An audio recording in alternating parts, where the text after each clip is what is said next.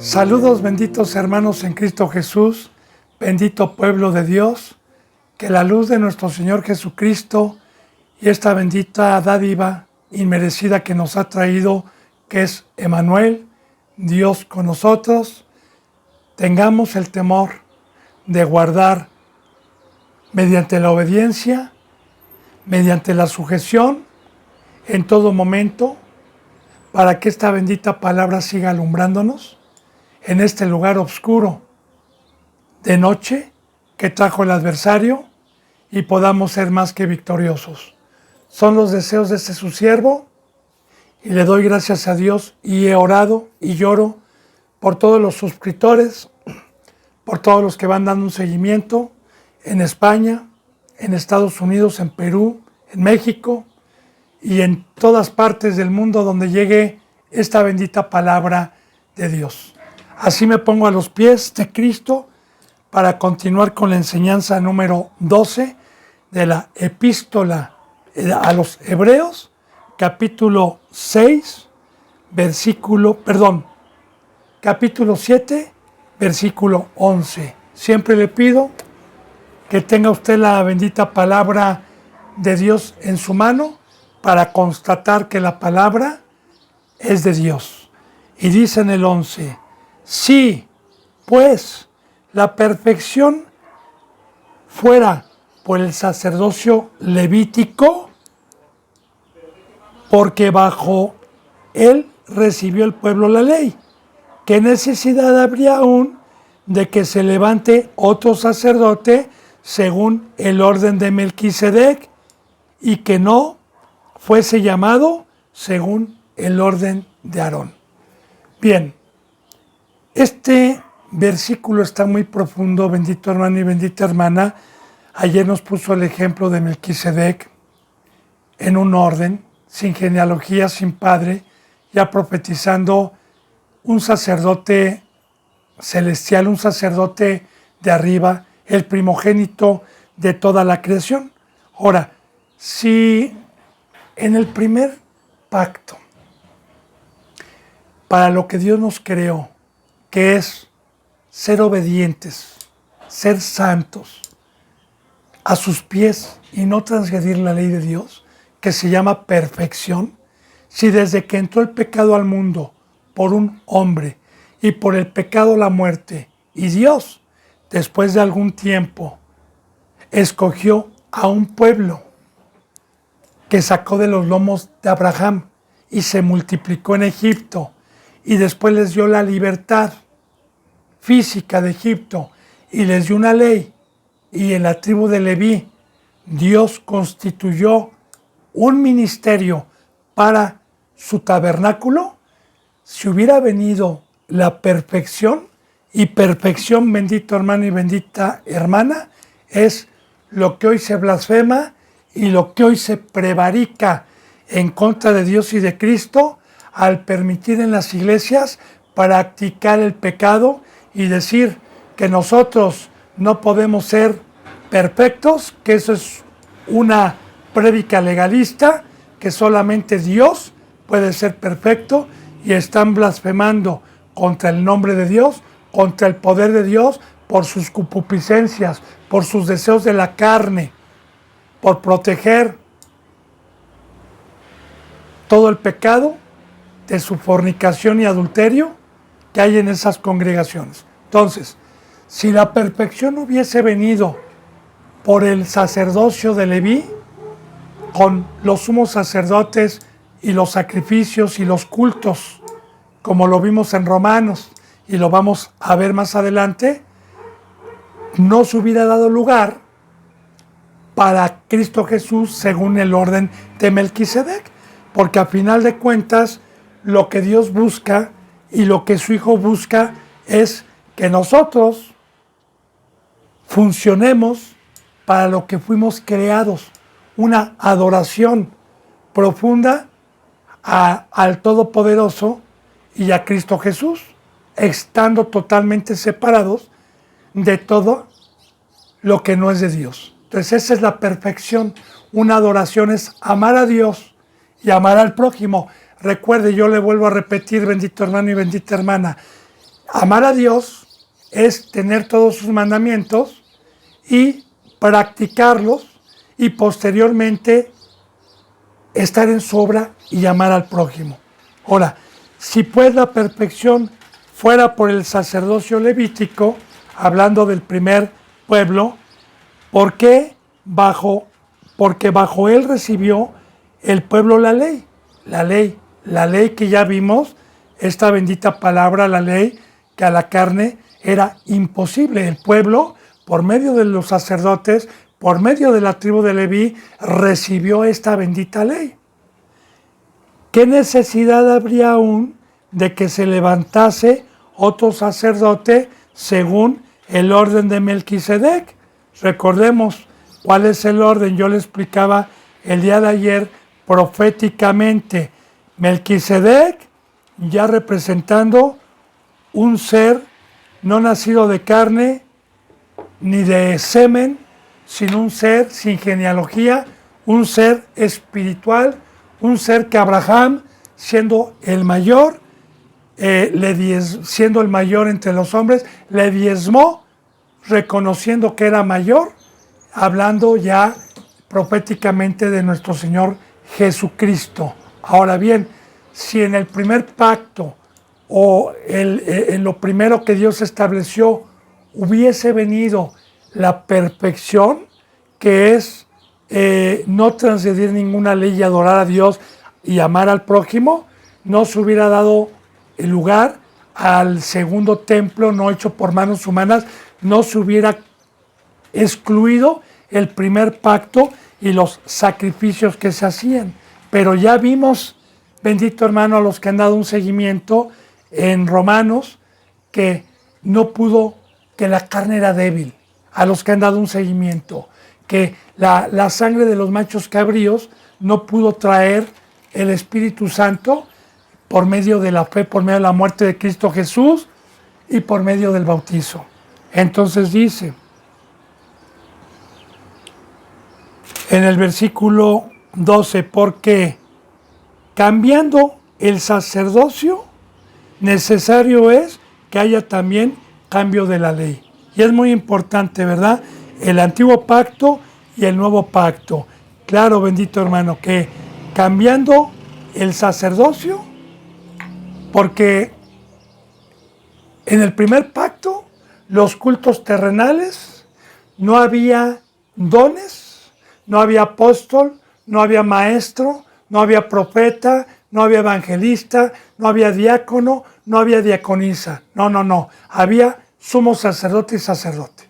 Ahora, en el primer pacto, que era como una sombra únicamente de lo que iba a venir, el sumo sacerdote lo representaba Cristo, que iba a entrar al lugar santísimo, a abogar por nuestros pecados, y el sacerdocio que estaba en el lugar santo, que estaba encargado de los candelabros, estaba encargado de que no se les acabara el aceite, estaban encargados de cambiar el pan de la propiciación y tenerlo fresco, ya representando como una sombra a Cristo como sumo sacerdote y los sacerdotes en el lugar santo, a nosotros que hoy es el altar, que hoy es la congregación, que hoy es la iglesia, que Cristo Jesús vino a levantar. Entonces, porque cambiando el sacerdocio, cambiando el primer pacto y quitando el primer culto, era necesario que también la ley fuera cambiada.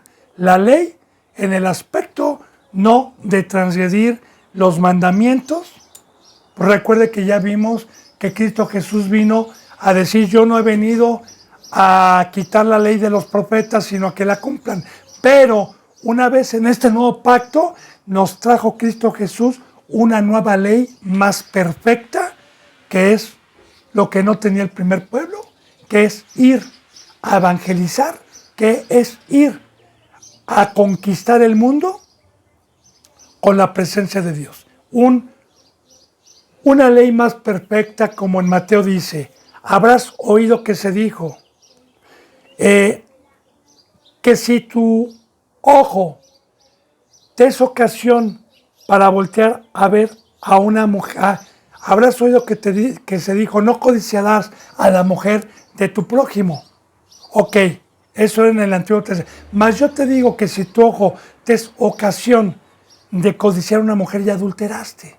Ahora también, habrás oído que se dijo, ojo por ojo, diente por diente. Mas yo te digo que si te pegan en la mejilla, pon la otra. Y así, Cristo Jesús viene a cambiar una ley más perfecta.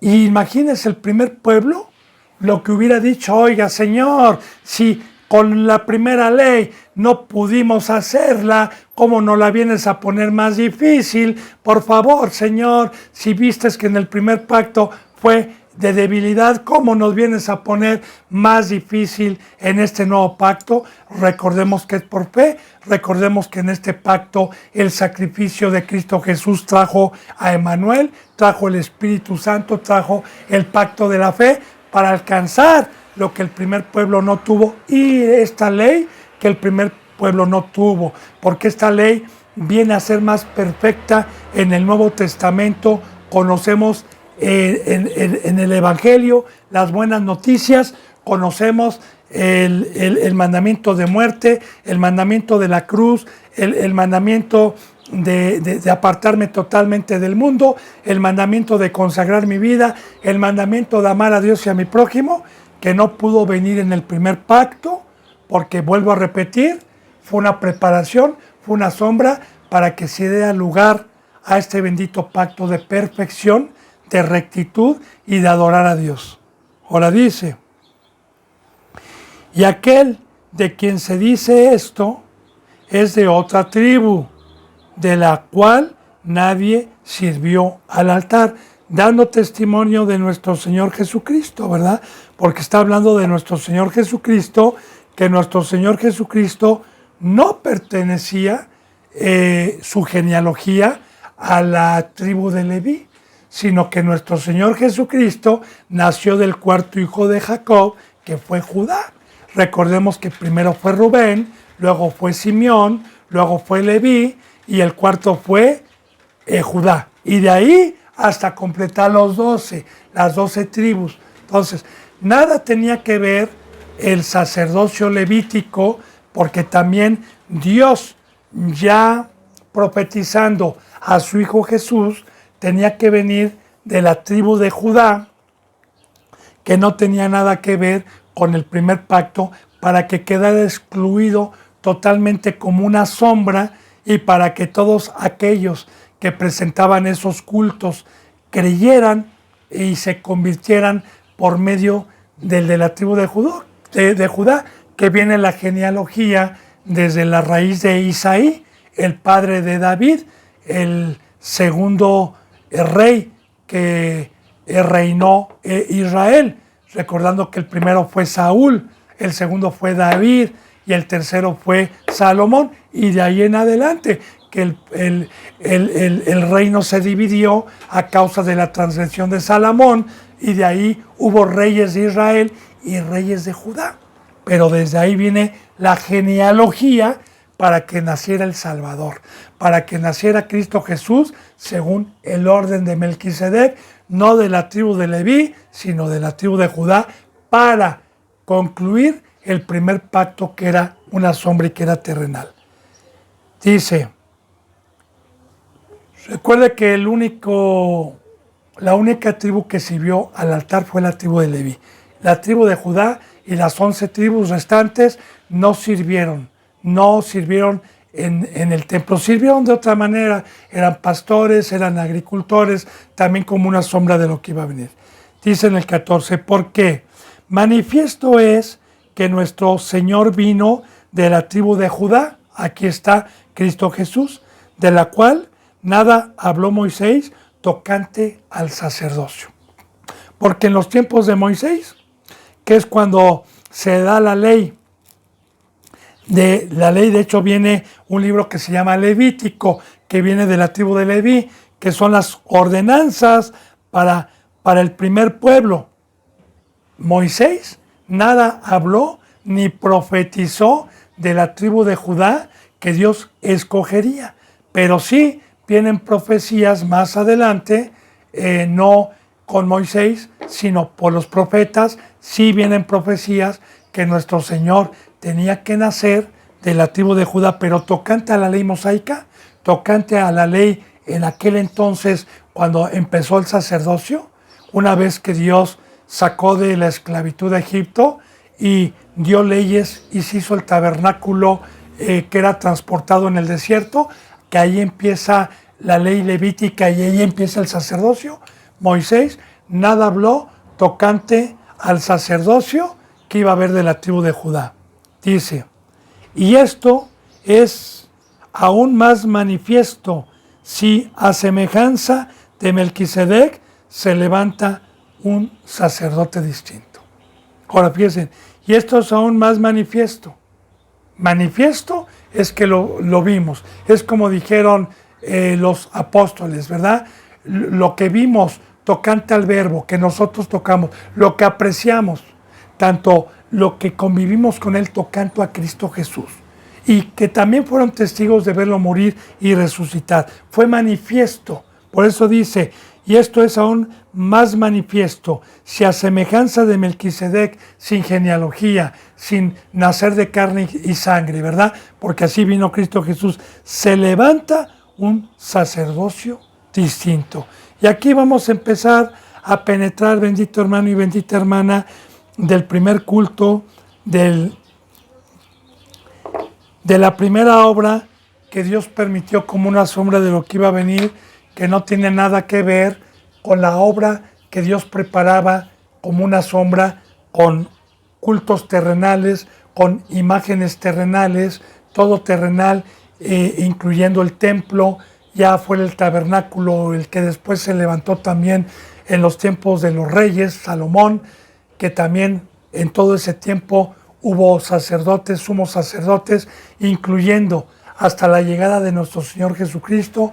Recuerde que Caifás, Ananías eran sumos sacerdotes, que a los sumos sacerdotes de aquel entonces se les llamaban principales, ¿verdad? Que había sacerdocio, claro, ya con pecado, pero haciendo los cultos del primer pacto, que eran una sombra, únicamente una preparación, recuerde, desde que entró el pecado, una preparación para que quedaran profecías asentadas, para que se diera testimonio del verdadero sacerdocio en el momento que Dios predestinó la hora y el día en que llegara nuestro Señor Jesucristo, para que creyeran todos y supieran que el primer pacto fue únicamente una preparación. Dice entonces,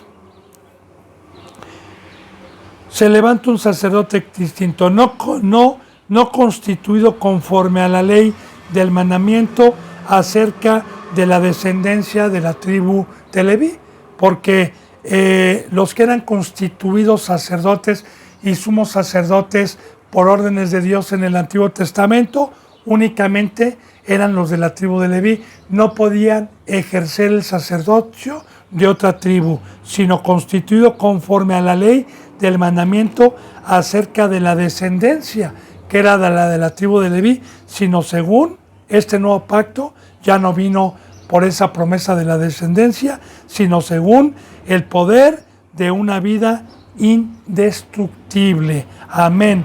Gloria a Dios. Y aquí, en el primer pacto, pues ahora sí que los sacerdotes morían. El primer pacto fue de muerte, el primer pacto no fue de vida, y el que nos ha traído la victoria, el que nos ha traído la vida eterna, el que nos ha traído este bendito regalo que Satanás le vino a quitar al ser humano, que es la vida eterna, que es la inmortalidad, este nuevo pacto, este sumo sacerdote que Dios nos dio de otra tribu, que es nuestro Señor Jesucristo, vino a traernos la inmortalidad, vino a traernos un pacto que los que tienen fe, que los que creen, es indestructible. En pocas palabras, que el enemigo no puede tocar. Un pacto que fue con su vida, un pacto que fue con su sangre, que es el regresarnos la resurrección, el regresarnos la espiritualidad que el primer pueblo no tuvo porque fue un pueblo de carne, no fue un pueblo espiritual, porque desde que entró el pecado, entró la muerte. Esto quiere decir el hombre se convirtió en un ser carnal, no en un ser espiritual. Y Cristo Jesús viene a regresarnos la inmortalidad, porque el espíritu es inmortal. El soplo de vida que nos ha dado Dios y que nos regresó lo que perdió Adán y Eva es inmortal. Lo que se va arriba es el espíritu, si es que nosotros lo cuidamos con gran temor y temblor, porque también sabemos que el pecado paga un salario y es la muerte, es la muerte espiritual, no la del cuerpo. Pero Jesús en este nuevo pacto nos trajo la victoria, recordemos, bendito hermano y bendita hermana, mediante el poder que es el Espíritu Santo para quemar los deseos de la carne y que Satanás no pueda ganar ocasión, porque somos más que vencedores. Por eso habla aquí de el poder de una vida indestructible, la inmortalidad. Alabado sea Dios. En el primer pacto no. En el primer pacto los sacerdotes morían, claro, físicamente y también espiritualmente. Dice en el versículo 17, pues se da testimonio de él. Tú eres sacerdote para siempre, porque Cristo Jesús vive. Y si aquellos sumos sacerdotes que morían, por eso se tenía que levantar otro sumo sacerdote y otro sumo sacerdote durante siglos, porque el otro sacerdote moría. Pero en este nuevo pacto solamente tenemos un sumo sacerdote indestructible que destruyó la muerte, que resucitó y que claro que no hay otro sumo sacerdote, porque este es inmortal, porque este no muere, como lo vamos a ir viendo. Este sumo sacerdote por siempre. Así lo dice. Pues se ha dado testimonio de él. Tú eres sacerdote para siempre, según el orden de Melquisedec, y es el que Dios ha constituido para ministrar a su iglesia, para ministrar a los santos, para que tengamos abogado, para que tengamos quien interceda, para que tengamos quien esté rogando por nosotros con su sangre y no con sangre ajena de machos cabríos, sino con su propia sangre para este bendito pacto de inmortalidad y de perfección.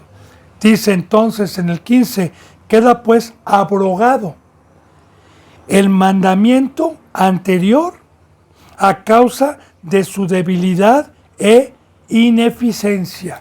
Ahora, aquí le dije, bendito hermano y bendita hermana, que íbamos a concordar con Romanos, a los que van dando un seguimiento, que íbamos a concordar con Gálatas. Aquí queda por abrogado, por eso se llama Antiguo Pacto, pero queda abrogado el ministerio, no la ley, recuerde, porque recuerde que Jesús dijo, yo no he venido a abrogar la ley del Antiguo Testamento, ni he venido a abrogar la ley de los profetas, sino he venido para que la cumplan, porque en el primer pacto no la cumplieron. Y también he venido para darles una ley de perfección, una ley, añadir a la ley del Antiguo Testamento, añadir. Más lo que viene a quitar son los cultos. Recuerde, los cultos del templo, los cultos de sacrificios, los cultos de vestimentas, los cultos de comida, los cultos de pastor, de sembrar, esos cultos los vino a quitar para traer lo verdadero. ¿Por qué? Dice entonces aquí, queda pues abrogado, por eso se llama Antiguo Testamento, Antiguo Ministerio, queda pues abrogado, abrogado dice excluido. El mandamiento anterior a causa, ¿por qué causa? De su debilidad. Porque no fueron perfectos. Ya vimos que la carne es débil. Ya vimos que no pudieron ser, adorar a Dios. Ya vimos el por qué a los que han dado un seguimiento. Ineficiencia. Porque también el ministerio fue ineficiente.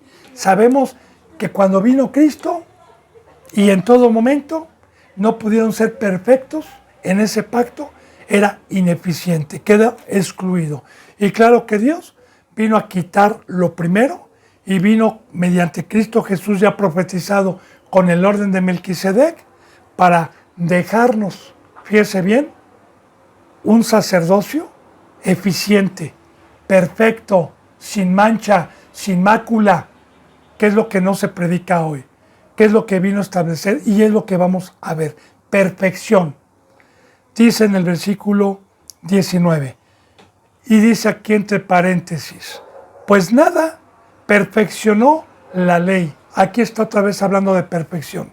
O sea, recordemos, bendito hermano, que la ley la tenían, pero esta bendita ley se enseñoreaba de los que la tenían. Recuerde que vimos en Gálatas, maldito el que tiene esta ley sin el Espíritu Santo. Maldito el que se circuncida en el primer pacto porque está obligado a guardar la ley y se va a frustrar. Recuerde lo que vimos en Romanos capítulo 7.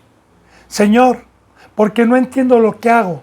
En mi mente está el querer, pero veo otra ley en mis miembros que me lleva cautivo al pecado y sé que el pecado mora en mí. Señor, ¿quién me librará de este cuerpo de muerte? Miserable de mí, todavía dice la bendita palabra, miserable de mí.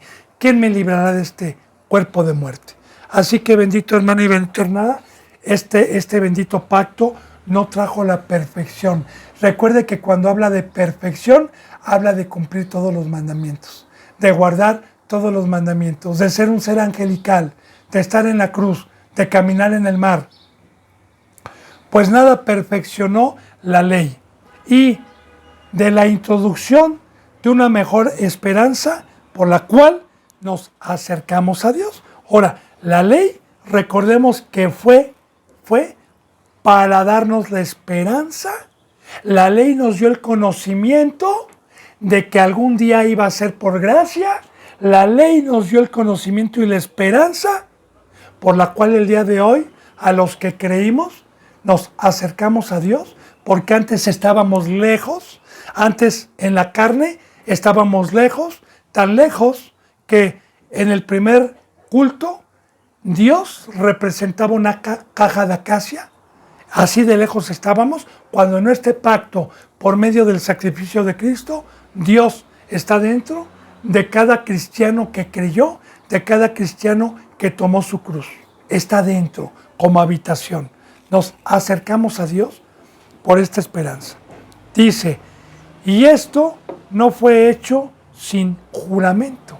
Porque recordemos también, bendito hermano y bendita hermana, que toda la Biblia y todas las promesas proféticas, como la de Abraham, que su descendencia y el pacto que Dios hizo con Abraham, ya vimos que fue con juramento. Y que Dios juramentó, jurando por él mismo, porque no había alguien mayor, la esperanza y lo que iba a venir. De igual manera, todo el Antiguo Testamento, estas benditas profecías de gracia del nuevo pacto, fue sellado. Y ya vimos que Dios es imposible que mienta. Ya vimos que esta ley, todas las profecías y las bendiciones vienen con un juramento de Dios. Dice en el 21, porque los otros, ciertamente sin juramento, fueron hechos sacerdotes, pero con el juramento del que le dijo. Ahora, el primer pacto como fue una sombra y una preparación, Dios fue sin juramento, porque fuera una sombra de lo que iba a venir, porque no era lo verdadero, por eso Dios no juró, porque si hubiera jurado, Dios hubiera sido mentiroso, y Dios no es mentiroso. Entonces, ahí no hubo juramento porque no podía haber perfección. Porque ese sacerdocio fue ineficiente. No porque Dios lo quisiera, sino porque Dios preparó, así lo quiso. Recuerde, bendito hermano y bendita hermana, para darnos, por su amor tan grande que nos tiene, para darnos a mostrar que no contristemos el Espíritu Santo, que tengamos fe, que nos abracemos, porque yo no puedo ser cristiano sin el Espíritu Santo. Y recuerde que el pecado paga un salario y se me sale. ¿Qué dice? No apaguen el fuego, no contristéis el Espíritu Santo. Para esto es esta enseñanza, para esto fue el amor de Dios, para esto permitió un pueblo sin el Espíritu, con una ley, con cultos, y que fue ineficiente el sacerdocio, y que hoy, por fe, debe de ser perfecta la iglesia, debe de ser eficiente a los que creemos, a los que leemos, a los que Dios nos ha revelado, a los que escudriñamos, a los que tenemos hambre y sed de justicia. ¿Qué es lo que nos quiere mostrar Dios? Que este pueblo lo escogió como una plataforma para entender que aunque tenga ley, que aunque tenga templo, que aunque tenga cultos, sin Dios dentro de mí es imposible. Pero este nuevo pacto viene con juramento de que nos iba a traer Emmanuel, con juramento de perfección. Y dice así: juró el Señor y no se arrepentirá. Tú eres sacerdote para siempre, según el orden de Melquisedec. Y por eso no hay otro nombre dado a los hombres bajo el cielo por el cual podamos ser salvos. No hay otro nombre dado a los hombres. Y no hay otro sumo sacerdote en este nuevo pacto dado a los hombres por el cual podamos ser perfectos. A su nombre, gloria, porque según el orden de Melquisedec, sin genealogía, siendo el rey de Salem, rey de justicia, de igual manera Cristo Jesús no nació de semen, ahora sí que nació sin genealogía humana, nació engendrado por el Espíritu Santo. Sí, María y José tienen genealogía, vienen de la tribu de Isaí, hasta ahí nada más, pero Jesús sin genealogía también, engendrado por el Espíritu Santo, de la tribu de Judá, porque nació por el vientre de una mujer, que nos trajo la espiritualidad, porque así tenía que ser, así lo diseñó Dios, para acabar con el pecado, para acabar con esa sombra que fue una preparación y trae lo verdadero. Dice en el versículo 22, por tanto Jesús es hecho fiador de un mejor pacto, y claro, como dueño de la iglesia, Cristo Jesús como rey, es hecho mejor fiador de un mejor pacto. ¿Por qué? En este bendito pacto es mejor que el primero. Recuerde que ayer yo le mencionaba algo muy importante. En el primer milagro que hizo Cristo Jesús en las bodas del Caná. Recuerde que una vez que convirtió esas tinajas que eran del primer pacto, que eran unos instrumentos santos para el primer pueblo, para la adoración en el templo hecho por manos humanas, y que esas tinajas no se podían tocar más que los sacerdotes, y que contenían agua y únicamente se utilizaban para ciertos rituales y cultos en el primer pacto. ¿Qué vino a decir Cristo Jesús en las bodas del Caná? A sus siervos, que no eran sacerdotes: vayan y agarren las tinajas, como diciendo, este primer pacto queda excluido, quiten el agua que voy a convertir esa agua en sangre. Ese primer pacto lo voy a convertir en perfección, lo voy a convertir en que consagren su vida, lo voy a convertir en un mejor pacto, como dijo el Maestresala cuando probó. ¡Oh! Todo hombre saca el primer vino cuando empieza la fiesta, pero tú has sacado el mejor vino y lo has dejado para el último. Y sí, el primer pacto fue con sangre de machos cabríos, que representa un vino que no trajo la perfección, que representan las tinajas y el primer pacto. Pero en este nuevo pacto, Cristo Jesús nos ha traído un mejor pacto con mejores promesas, ya no terrenales, ya no la tierra de Canaán, ya un mejor pacto de la vida eterna, un pacto perfecto, un pacto de gozo, un pacto de luz, un pacto de caminar en el mar, un pacto de amar al prójimo, un pacto de ir a todo el mundo a llevar el evangelio. Alabado sea Dios. Y el último, porque Dios es perfecto. Y quiero decirle que este pacto, que ya no va a haber otro, es de perfección si es que creemos en Dios. Dice en el versículo 23, y los otros sacerdotes llegaron a ser muchos. Fíjese bien, llegaron a ser muchos debido a que por la muerte no podían continuar, como le dije hace rato, ¿verdad? Pues sumo sacerdote moría, tenía que haber otro sumo sacerdote, moría, tenía que haber otro sumo sacerdote durante siglos, hasta que llegara Cristo Jesús, que venció a la muerte y se le conoce como el que vive. Entonces, este nuevo pacto nos trajo la inmortalidad. Este sumo sacerdote no muere, porque ese tendría que dar lugar a otro sumo sacerdote si está vivo. En el Antiguo Testamento se daba lugar a otro sumo sacerdote porque morían y no se podía quedar el pueblo sin sumo sacerdote, representando la debilidad y la muerte. Entonces, siendo mucho, debido a que por la muerte no podían continuar. Dice en el 24, mas por cuanto permanece para siempre, tiene un sacerdocio inmutable. Y recordemos, bendito hermano y bendita hermana, inmutable también porque ningún ser humano, bíblicamente, fue perfecto y sin mancha para poder entrar al lugar santísimo a rogar.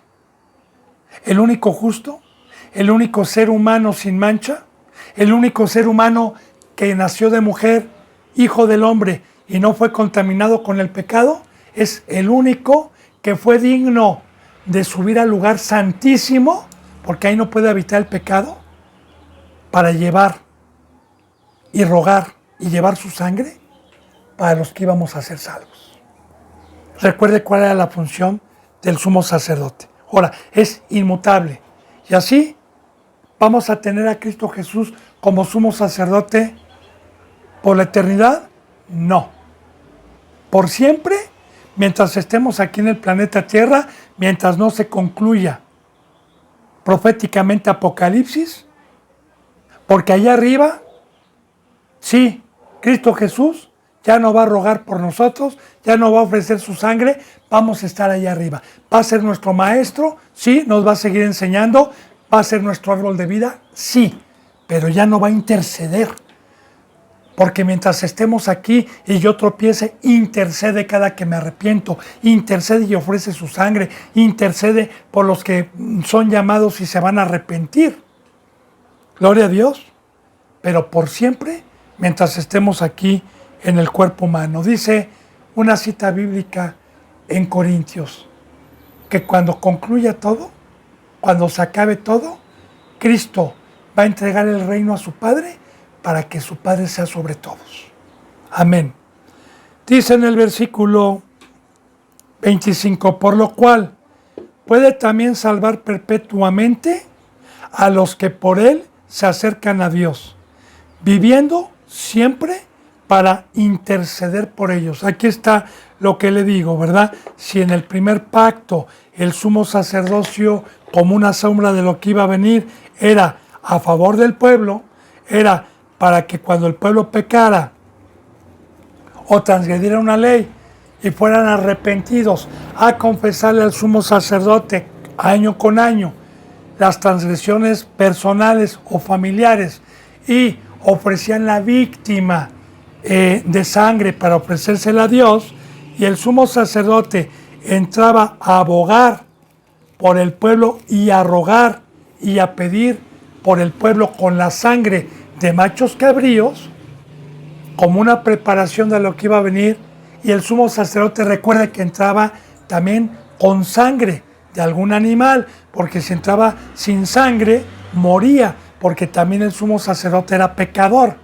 Ahora, en este nuevo pacto, como una sombra de lo que iba a venir, por eso quedó abrogado, por eso era una sombra de lo que iba a venir, nuestro Señor Jesucristo, ya viniendo lo verdadero, ya resucitando, entonces es digno de entrar al lugar santísimo, al verdadero tabernáculo, que el de abajo era un modelo únicamente, Cristo Jesús entra al verdadero, a la presencia de su Padre, a abogar por todos aquellos que mientras estemos en este cuerpo humano y no practicamos el pecado, pero que tropecemos o tengamos pecado de ignorancia. Recuerde que ya vimos que los que recayeron y fueron iluminados, es imposible que vuelvan a ser iluminados. Entonces, estamos hablando de que podemos tener un tropezo y de que abogado tenemos para pedirle, y que en ese momento Cristo Jesús, como dice en Primera de Pedro, en la epístola de Pedro, que nosotros somos rociados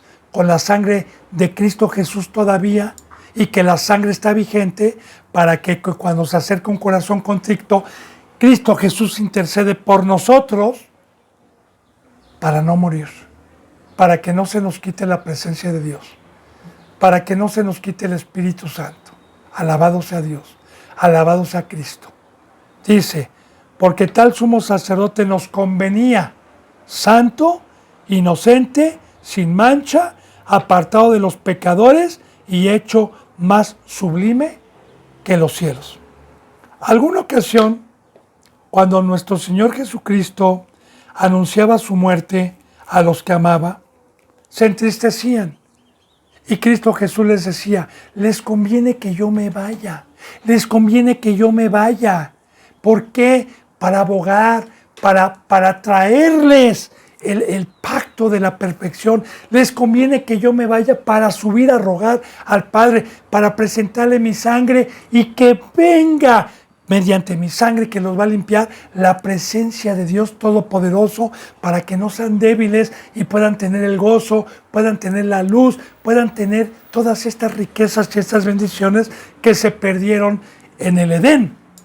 Entonces nos convenía a nosotros que tal sumo sacerdote fuese santo, porque gracias a que no pecó, gracias a que su sangre fue limpia, gracias a que fue inmolado sin pecado, pudo subir al Padre a ofrecer su sangre y a que nos viniera el Espíritu Santo. Quiero decirle también, bendito hermano y bendita hermana, que todos los sacrificios en el Antiguo Testamento que Dios en la ley mosaica de Leví pedía al pueblo para que fuera perdonado el pueblo, tenía características y mandamientos de Dios. El animal tenía que ser joven, tenía que ser un animal sin mancha, o sea, no enfermo, no viejo, sin ninguna enfermedad, ya profetizando que el cordero inmolado, el cordero que proveyó Dios, que es su Hijo, tenía que ser sin pecado, sin mancha. Nos convenía, porque si Cristo Jesús hubiera cometido un pecado, no hubiera podido limpiarnos. Nos convenía que fuese santo, consagrado a Dios. Inocente quiere decir que no conoció la maldad.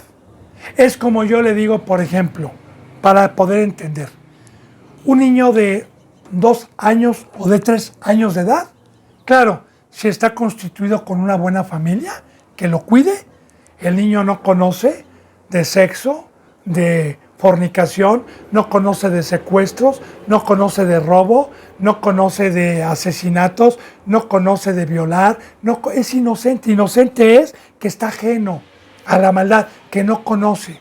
De igual manera, Cristo Jesús nunca se mezcló, fue inocente, nunca experimentó el pecado. Nos convenía inocente, sin mancha. Aquí está, sin mancha. Apartado de los pecadores. Muy importante esto, hermano y hermana bendita de Dios. Porque no habla, si en un versículo bíblico, y fíjese bien, hay muchos que dicen, indoctos, claro, ¿verdad? O gente incrédula, que la Biblia tiene muchas contradicciones. A los que no lo entienden. Y una de ellas puede ser esta. Porque en otra parte dice que Jesús vino por pecadores. Alguna ocasión que Cristo Jesús se sentaba con pecadores y los del primer pueblo le decían, tú, que te sientas con pecadores. Él dijo, los enfermos tienen necesidad de doctor, los sanos no. Yo he venido por pecadores. Pero muy importante, bendito hermano y bendita hermana.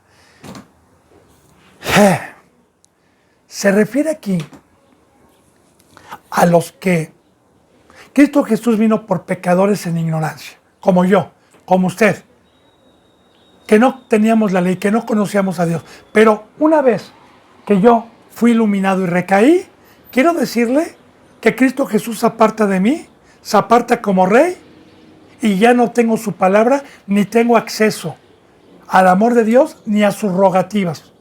El que practica el pecado es del diablo, como dice en 1 de Juan, porque el pecado es del diablo.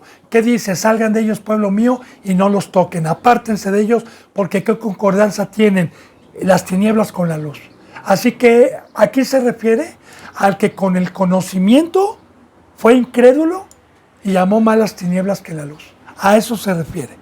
Y Cristo Jesús, efectivamente, a todos aquellos, al primer pueblo que fue incrédulo, que amaban los primeros lugares, que amaban las saturaciones en las plazas, que amaban el poder y el dinero, Cristo Jesús se apartaba de ellos. Cristo Jesús no estaba con ellos ni les enseñaba. Apartado de los pecadores, y de igual manera, todo aquel bendito hermano y bendita hermana que tiene la resurrección, que tiene a Cristo Jesús, hace lo mismo.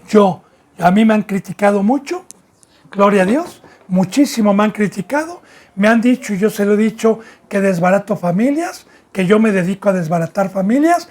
Quiero decirle que todos los que tienen familias que practican el pecado, ellos han sido obedientes para apartarse de la incredulidad y de la basura, de la inmundicia, de no unirnos con yugo desigual. Porque de igual manera, así lo dice la bendita palabra de Dios, que nos apartemos de los que tuvieron conocimiento, pero no son fieles a Cristo Jesús. Como dice en Salmo 119, Señor, compañero soy yo de los que te aman, de los que guardan tus mandamientos. Dice, y hecho más sublime que los cielos, porque el primer sacerdocio fue terrenal, fue de aquí abajo, fue como una sombra. Y este Cristo Jesús traspasó los cielos y traspasó y entró hasta el tercer cielo, donde nadie puede ver a Dios sin santidad. Gloria a Dios. Dice en el 27, que no tiene necesidad cada día, como aquellos sumos sacerdotes, de ofrecer primero sacrificios por sus propios pecados y luego por los del pueblo, porque esto lo hizo una vez para siempre, ofreciéndose a sí mismo.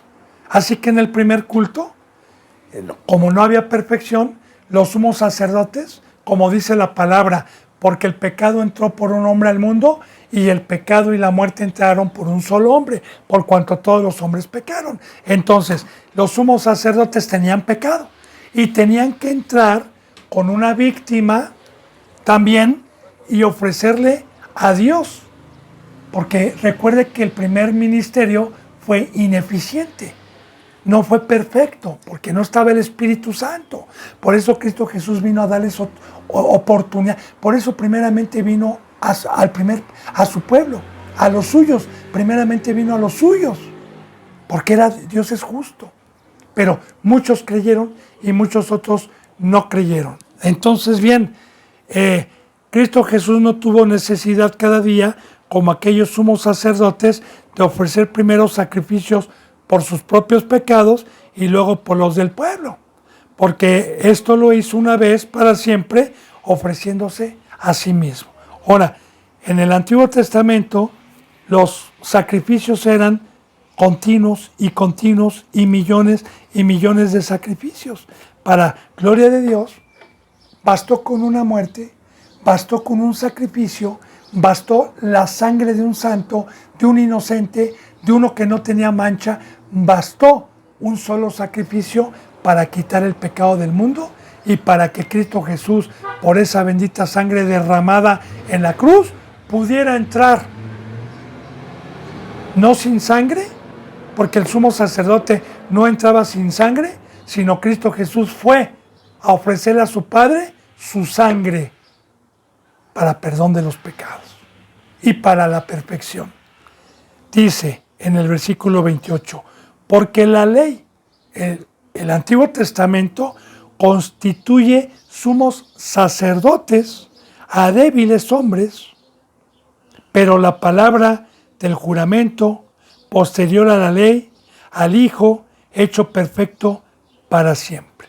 Ahora, en el primer pacto así lo constituyó Dios. Y ya le dije por qué, a débiles hombres. Y ya le dije el por qué, porque Dios habrá equivocado. Porque Dios, no, hermano y hermana, por amor a nosotros, para enseñarnos a cuidar, para darle las gracias, para saber que no es por obras, para saber que ningún ser humano es capaz de guardar la ley de Dios, aunque quiera, aunque esté en su mente, que no, es imposible. Por eso nos ha dejado esta enseñanza. Por eso, cuando dijo uno de ellos, miserable de mí, ¿quién me librará de este cuerpo de muerte? Porque yo me gozo en la ley, porque yo quiero ser de Dios, pero no puedo ver una ley que me lleva cautivo al pecado. Para eso Dios mandó a su Hijo, para librarnos de la muerte, para librarnos de esa maldición, para regresarnos mediante su sangre y mediante la perfección, lo que perdió Adán y Eva, y regresarnos por fe, la presencia de Dios, el fuego de Dios, para quemar toda la mentira de Satanás y poder inclinar mi corazón a la piedad. Bueno, entonces, otra vez, porque la ley constituyó sumos sacerdotes débiles, hombres, pero la palabra del juramento, las profecías, según el orden de Melquisedec y todas las profecías que están escritas, porque lo que escrito está es con juramento, son promesas, posterior a la ley, al Hijo, viene con E mayúscula, otro versículo más, para mostrar que Jesús es el Hijo de Dios, hecho perfecto para siempre, sin pecado, sin mácula. Así que, si Jesús es el camino, ¿cómo debemos de ser nosotros? Si va entendiendo, el primer pacto fue débil, el primer pacto fue con pecado, para esto murió Cristo, para traer la perfección, para ser deudores a Dios, para amar a Dios y al prójimo, no se le olvide.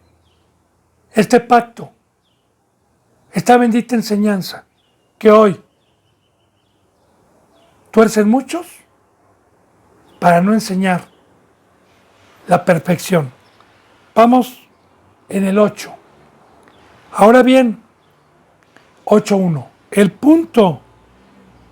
El punto principal de lo que venimos diciendo es que tenemos tal sumo sacerdote, el cual se sentó a la diestra del trono de la majestad de los cielos.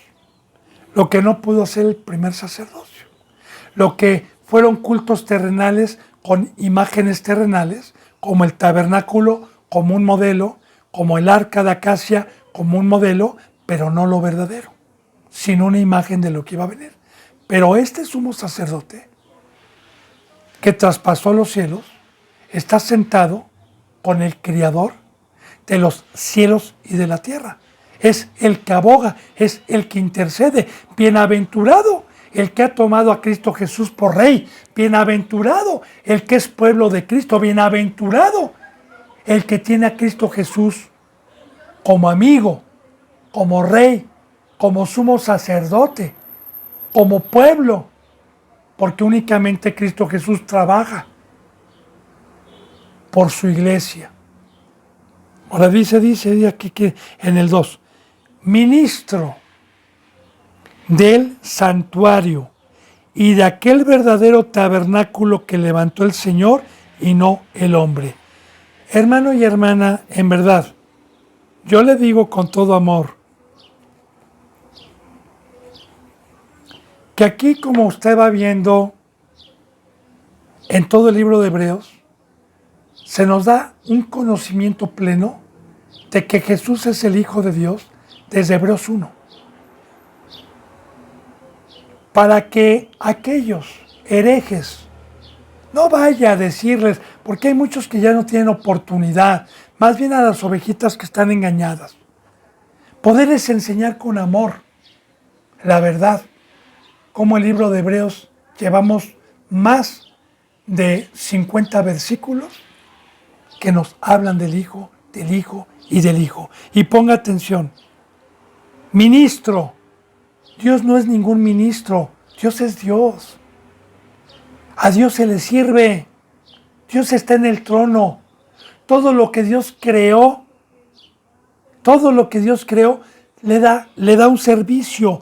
Ministro quiere decir ministrar según el don, ministrar a favor de los santos, a favor como yo soy un ministro, que el don que Dios me ha dado lo ministro, lo administro. Entonces, también aquí se le da a Cristo Jesús la palabra de ministro, de trabajador. ¿Y dónde lo puso Dios? ¿Qué ministerio le dio Dios a Cristo Jesús? Ministro del santuario. ¡Wow! ¿Quién es el santuario? Mire, bendito hermano y bendita hermana, en el altar, en el santuario, siempre entraba nada más sangre. Siempre. Ya también, en el santuario, hoy, aquí, en la congregación, en el pueblo, en la iglesia de Cristo, que vino a comprar, no entra carne. No entra carne. En este santuario no entra carne. Los que quieran entrar a ser pueblo de Dios y al santuario que es la iglesia, tienen que bautizarse y por fe dejar la carne para dar su vida a Dios, para consagrar su vida a Dios. Y Cristo Jesús es el patrón, es el rey, es el que está a cargo de este santuario y de aquel verdadero tabernáculo que levantó el Señor y no el hombre.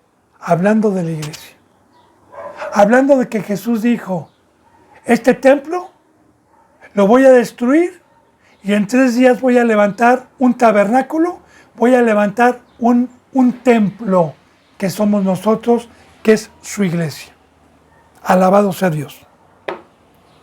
En este nuevo pacto. Es por eso que en el antiguo pacto se rasgó el velo. Es por eso que en el antiguo pacto quedó excluido todo y que trajo Cristo Jesús esta bendita perfección. Porque todo, dice, el que levantó el Señor y no el hombre. No, porque en el primer pacto el hombre levantó el tabernáculo al modelo que se le indicó, pero con manos humanas. Dice en el versículo 3, porque todo sumo sacerdote está constituido para presentar ofrendas y sacrificios, por lo cual es necesario que también éste tenga algo que ofrecer. Ahora, desde el Antiguo Testamento, y también hoy, todo sumo sacerdote está llamado por Dios y era constituido para presentar ofrendas y sacrificios. De igual manera le voy a decir como una sombra de lo que hoy es, porque esto era una sombra. Si usted fue llamado para la gloria de Dios y llega a ser escogido, llega a tener el tamaño espiritual, sepa que usted tiene que ofrecer como Abel ovejitas hoy en sacrificio vivo, santos y agradable a Dios. Porque ese es mi trabajo como sacerdote el día de hoy en este pacto.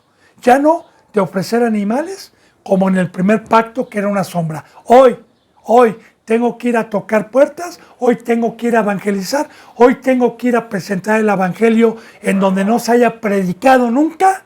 Tengo que ir a tocar y a convencer mediante el Espíritu Santo corazones que estén predestinados para Dios y sentarme a dar mi vida para presentarlos en 2, 3, 4 años como ofrenda. Ofrenda es voluntariamente, sin obligarlos, en sacrificio, que tomen su cruz, en sacrificio para Dios y para que les sirvan a Dios.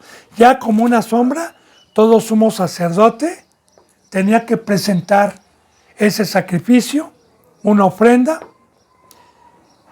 por lo cual es necesario que también éste tenga algo que ofrecer. ¿Quién? Cristo Jesús. Claro, ¿qué ofreció Cristo Jesús? su propia vida mediante el Espíritu Santo. ¿Qué ofreció Cristo Jesús? Una iglesia que levantó, no hecha por manos humanas, sino que levantó con su sangre. Y eso fue lo que le ofreció a Dios.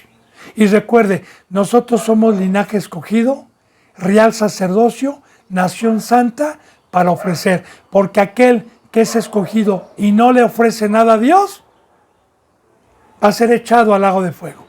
Porque el árbol tiene que dar fruto. Porque todos somos sacerdotes, debemos de ofrecer algo. Nuestro ejemplo, nuestro Señor Jesucristo, nuestro ejemplo a seguir. Dice entonces en el versículo 4, así que si estuviese sobre la tierra, ni siquiera sería sacerdote, habiendo aún sacerdotes que presenten las ofrendas de la ley. Claro, si Cristo Jesús estuviera aquí en la tierra, si no hubiera tenido la inmortalidad, ya estaría muerto. Como los otros sacerdotes. Ya no, si estuviera sobre la tierra, Cristo Jesús, si se hubiera quedado aquí, ni siquiera sería sumo sacerdote, porque no estaría en el lugar santísimo, sino seguiría la sombra. Dice, habiendo aún sacerdotes que presentan las ofrendas según la ley. ¿Por qué? Cuando Cristo Jesús vino de la tribu de Judá, no lo iban a aceptar como sacerdote.